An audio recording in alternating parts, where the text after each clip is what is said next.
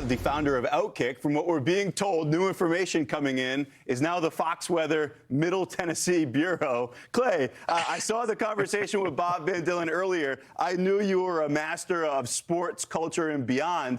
I didn't know beyond meant atmospheric science. Are you a weather guy?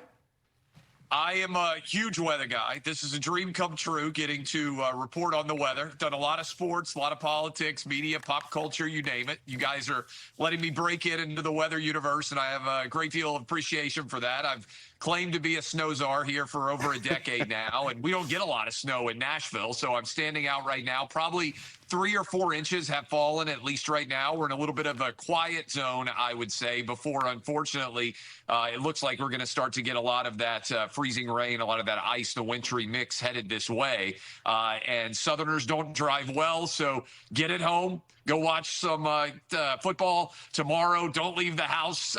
It's not a good mix, Southerners and snow. Got a football question coming up. I have to ask you, I have family in Middle Tennessee, done a little side forecasting, some off-the-book stuff, you could say, staring at that part of the country. We had Chris Jansen, country music star on Fox Weather, when he had that giant hail. It was splashing in his pool. It looked like the end of Deep Impact.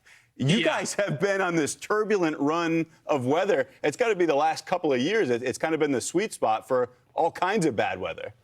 Well, first of all, Nashville is the king of it's going to be 33 and rain or it's going to be 31 and all snow, right? We never have any idea. We're always right on that line. If you look at the color maps that have been coming all this week, we were the one that had 4 different colors on it at different times, and people had no idea what was going to end up happening. Unfortunately, we're right in the center for the tornadoes and everything else that sweeps through. Nashville is, I would guess, for you guys, one of the best cities you could get in terms of weather opportunities, because you get 4 seasons and all sorts of chaos, which probably is a little bit more entertaining than dealing with other parts of the country where you know exactly what you're going to get. I don't think there's a lot of people in Minnesota sitting around right now like, hey, I don't know, is it going to snow or not? Yeah, the answer is it's going to snow. It's going to snow a lot. No, it's 50 below with the feels like temperature, and the spaghetti is freezing in real time. We've been watching that play out. What do you have going on behind you there? Because you had mentioned some snow that moved in. I know you're watching the radar. You see kind of a problematic signature off to your south and west. That's part of the issue for Nashville, right, is that you've got snow, some sleet, and this ice is going to be moving in this evening. Yeah, the ice, look, I was a kid in 1994 when we lost power at my house for 8 days. We had an old buck stove that we were using in the fireplace. Everybody slept on mattresses in the front room to be able to stay warm. And I think that's the big fear for people in this area. I was watching you guys earlier with your Oxford reporting, Mississippi, Tupelo. A lot of these areas where when the snow hits, the trees start to fall, they get weighted down. I remember, and I've seen it happen so often here, when those trees start falling, they hit the power lines and it creates just a cataclysmic impact. And that's what I've been afraid of. And I think that's what a lot of people in the Nashville area and certainly in the Southeast are afraid of, is not so much the snow, but the ice. And it feels like that's unfortunately the trajectory where a large part of this region is headed for. No question. Long night and a long day tomorrow for that giant swath. And the scope of this storm is part of the reason why we were expecting it to be such a big problem. Clay, before we let you go, saved it for last because I'm a Patriots fan. I didn't want the discussion to go off the rails.